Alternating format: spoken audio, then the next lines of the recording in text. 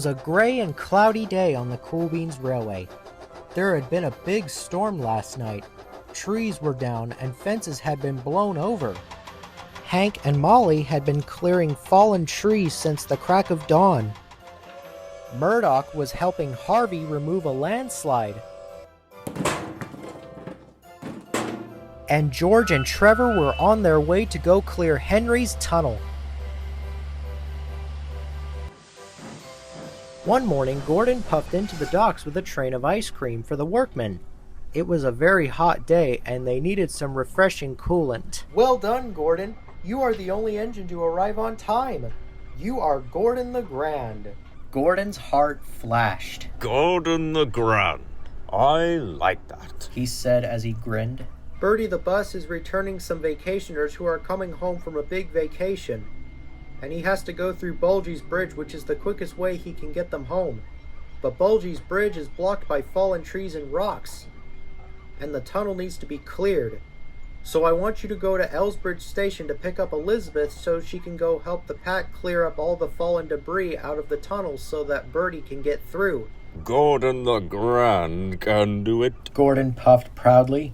Just then, Emily puffed into the docks with a passenger train. I'm going to Elsbridge too. Lots of lines are flooded. Take the Tidmouth track. But Gordon didn't want to take the long way round. I'm not going on that track. It's much quicker to go through the forest. I'm Gordon the Grand. I can make it through, Gordon sniffed. And Gordon quickly puffed out of the docks and was on his way to Elsbridge. Gordon was speeding through the forest as fast as his wheels could carry him. Soon he was up to his axles in mud. Nothing will stop me. Gordon the Grand will find a way through. So Gordon chuffed on through the muddy water. It was very hard work. At last, Gordon chuffed out of the flood, but now he was late. As Gordon chuffed round the bend while he was making his way to Elsbridge, he passed Arthur, who was waiting in a siding. Arthur was waiting to puff onto the main line. There's a fallen tree. It's blocking the tracks. Harvey's coming to clear it. I'm Gordon the Grand. I don't need Harvey to clear the tracks for me. And Gordon puffed proudly away. Gordon soon arrived at his hill where the fallen tree awaited him. I'll easily push this out of my way, Gordon said. So Gordon pushed as hard as he could. But the tree was very heavy.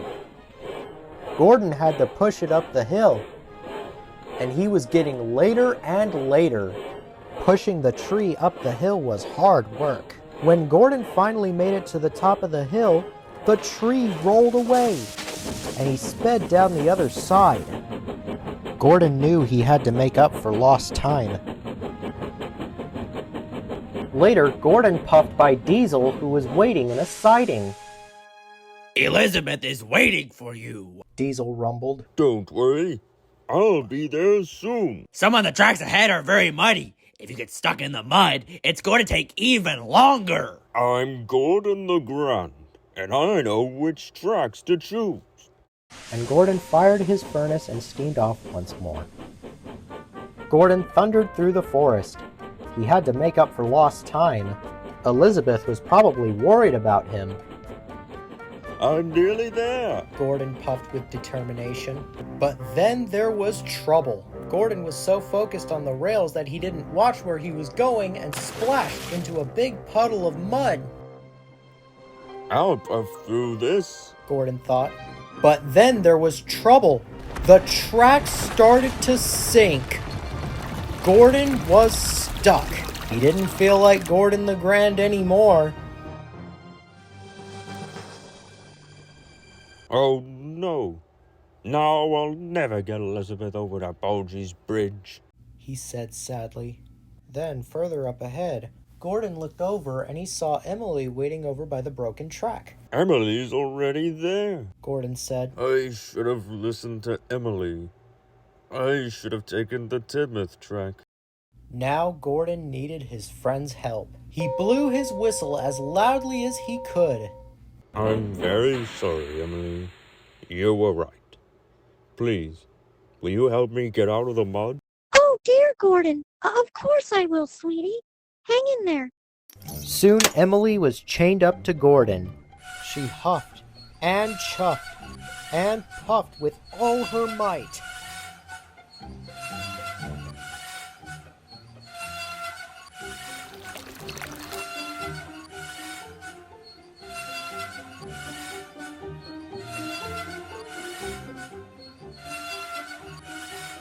At last, Emily pulled Gordon to safety.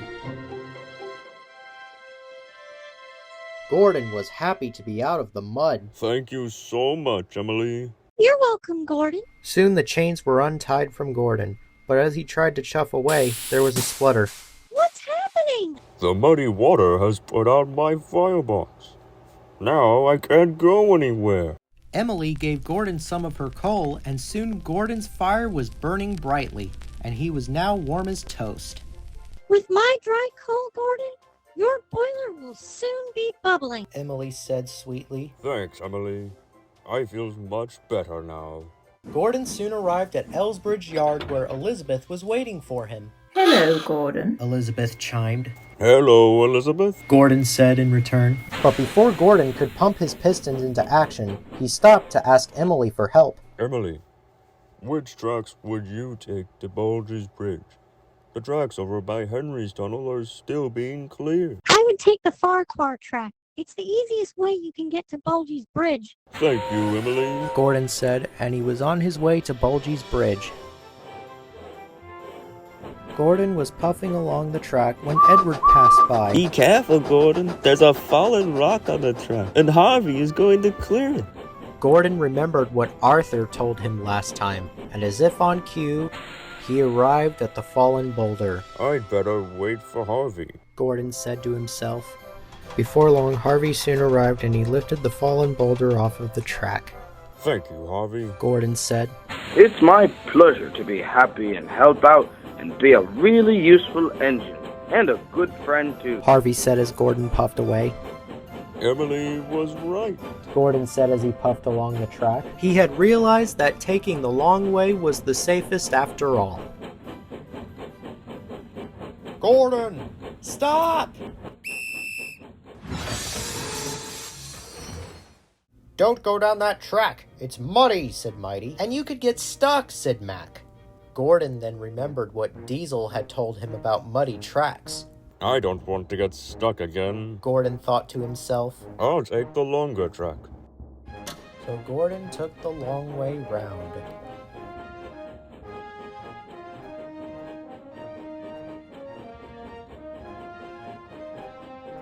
Miss Jenny's construction vehicles were waiting over at Bulgy's Bridge when Gordon puffed in. He was the dirtiest, grimiest engine anyone had ever seen.